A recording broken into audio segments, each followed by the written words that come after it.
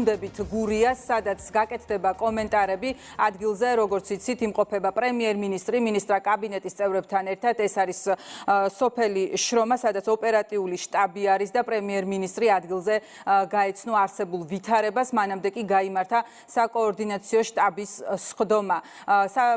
სამუშაოებში ჩართული არის ჯარი და ასევე შინაგან საქმეთა სამინისტროს ყველა შესაბამისი დანაყოფი.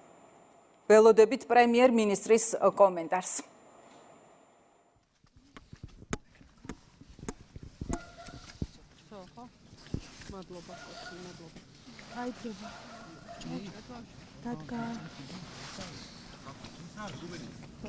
Adonai, თქვენ გაიცანეთ სტიქის ზონაში არსებულ ვითარებას, ინფორმაცია მოისმინეთ საკოორდინაციო შტაბისგან, ახლა იმყოფებით შრომის თემში, რომელიც გარესამყაროს იყო მოწყობილი და გზააღდენელია, რა ვითარებაა რეგიონში?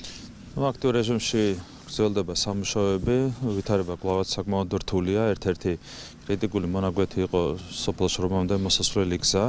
მთლიანად იყო გასაწმენდი, მთლიანად იყო მოწყვეტილი სოფელი, ეს სოფელი და რამდენიმე მიმდებარე სოფელი უზურგეთს ქალაქს. და ღამის განმავლობაში დილამდე მაშულმა ძალიან აქტიურად იმუშაეს და მთლიანად გაიწმინდა გზის ეს მონაკვეთი, შესაბამისად კომუნიკაცია არის აღდგენილი. გზის არსებობის გამო აქ ელექტროენერგიის მიწოდებაც არის ჯერ კიდევ შეწყვეტილი და გზის გაწმენდა იძლევა მის საშუალებას, რომ უახლოეს საათებში ელექტროენერგიის მიწოდებაც აღდგეს. ენერგოპროსთან ჰქონდა ამაზე საუბარი და დაგვირდნენ, რომ უახლოეს საათებში ყველა სხვა დასახლების შემთხვევაში სამუშაოები არის შესაძლებელი, გრძელდება კიდევ ერთხელ ვთქვი აქტიურად მუშაობა იმისათვის, რომ აღდგეს კომუნიკაცია, სადაც საჭირო აღდგეს ელექტროენერგიის მიწოდება და ეს სამუშაოები რა თქმა უნდა გაგრძელდება ასევე მაქსიმალურად, სადაც ამის საჭიროება იქნება, უზრუნველყოფთ მოსახლეობას სურსათით, მედიკამენტებით. ძალიან აქტიურად მუშაობს სასწრაფო დახმარების ბრიგადები. და აქამდე არ გვაქვს არც ერთი კრიტიკული შემთხვევა, როდესაც იყო ასე ვთქვათ გადაუხადებელი აუცილებლობა და სასწრაფო დახმარების ბრიგადამ ვერ შეძლო ადგილზე მისვლა. ყოველ შემთხვევაში სასწრაფო დახმარების ბრიგადები ახერხებდნენ ადგილზე მისვლას და სასწრაფო დახმარების გაწევას. მადლობა მინდა გადაუხადო რა თქმა უნდა ყველას მაშველებს, რომლებიც არიან ჩართული აქტიურად ამ სამუშაოებში, სასწრაფო დახმარებას, სამხედროებს, რომლებიც გუშინ ჩაერთნენ შესაბამის სამუშაოებში, ყველას განსაკუთრებული მადლობა და ადგილობრივ ხელისუფლებას მადლობა ეს აღარ განმავლობაში. ყველა პროგრამას კიდევ ერთხელ ვიტყვი.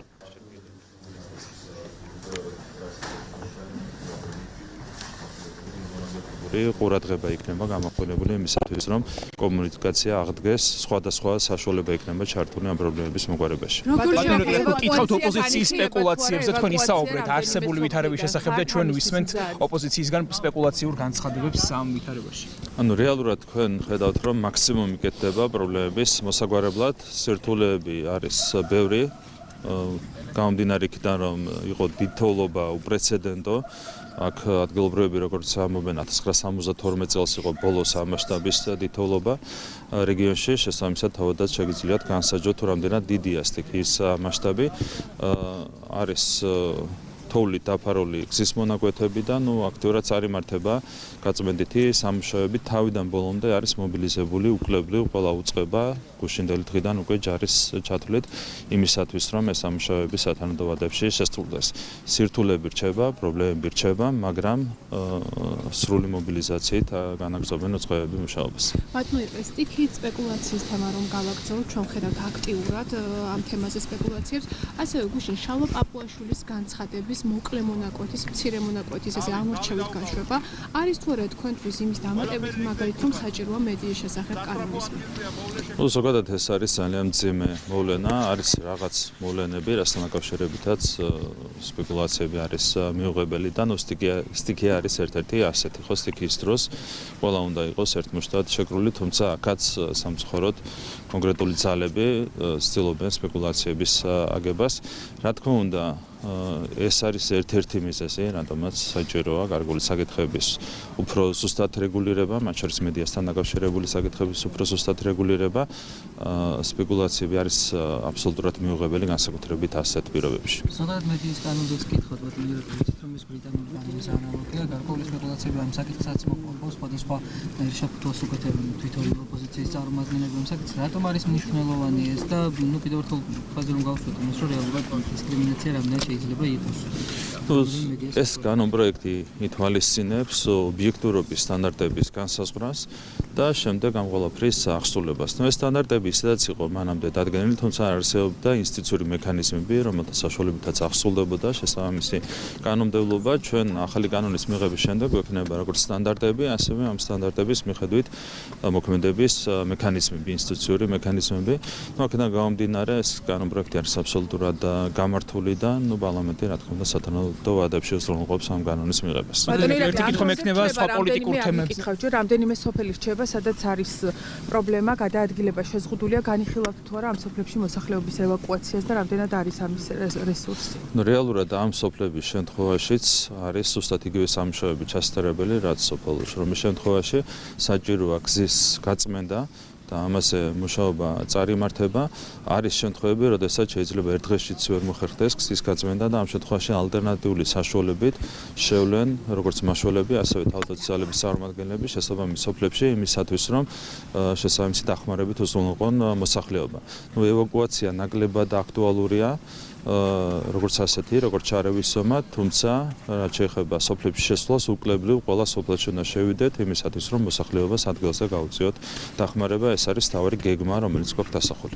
ერთი კითხვა მექნება სხვა პოლიტიკურ თემაზე. სალომე ზურაბიშვილი და სხვა ოპოზიციონერები ახლა ვეღარ საუბრობენ თამამად მოხალისეების გაგზავნასა და სანქციებზე. ზურაბიშვილმა თქვა, რომ როცა ღარიბაშვილმა გააკეთა განცხადება 25 თებერვალს, მაშინ სანქციებზე საერთოდ არ იყო დაწესებული სანქციებიო, რატომ იტყუება ახლა ზურაბიშვილი? ტყვილი თქვა გამომდინარე იქიდან, რომ რთულ მდგომარეობაში არიან, თავის დროს ისინი აქტიურ კამპანიას აწარმოებდნენ სანქციებთან დაკავშირებით, თუმცა საბოლოო ჯამში მოუწიათ უკან დახევა გამომდინარე იქიდან, მათ შორის რომ საზოგადოებას ჰქონდა განსხვავებული დამოკიდებულება ამ საკითხის მიმართ. სანქციების დაწესების შემთხვევაში მოხდებოდა ესკალაცია, ჩამოიქცეოდა ეკონომიკა, ყველაფერი იყო დღესავით ნათელი, თუმცა ამას ითხოვდნენ სწორედ ხელისუფლებისგან თავის დროზე. ეს ადამიანები დღეს სათქმელი არაფერი აქვს და აქედან გამომდინარე უწევთ ტყუილების ლაბორატორია. არას ზუსტი ანალოგის დაინტერესებაზეც კითხავთ, შეიძლება პარლამენტში ვიცით, რომ ამ კანონის აღსრულების თავისი გზები იქნება, შეიძლება იყოს ფინანსური ჯარიმაც, მათ შორის თავისუფლების აღქმაც, ხოლო გაუმორჩილებლობის შემთხვევაში უმრავლესობაში მისამართიან ამ კანონს ამბობენ, რომ ახლა ისევე საჭირო არის ეს კანონი აქ, როგორც თავის დროზე ამერიკის შეერთებულ შტატებში იყო. თქვენ როგორ აფასებთ ამ ყველაფერს და ამით სპეკულაციის ნაწილსაც როგორ შევეცეთ, რასაც ოპოზიციაში რადგან? ამერიკის შეერთებული შტატების მოქმედებმა ხელისუფლებამ აღიარა, რომ კონკრეტული მექანიზმები, USAID, მათ შორის NED, სხვა მექანიზმები გამოიყენებოდა სხვადასხვა ქვეყანაში, მათ შორის საქართველოში ვითარების ასარევად ასეთ პირობებში, რა თქმა უნდა, ალტერნატივა მით უმეტეს არ აქვს. NGO-ების გამჭრელობას არ შეიძლება NGO-ები და მათი დაფინანსება იყოს გამოყენებული როგორც ქვეყანაში პოლიტიკური ინტერვენციის მექანიზმი. შესაბამისად, ბუნებრივია ამ კანონის მიღებას არავითარი ალტერნატივა არ აქვს. მადლობა.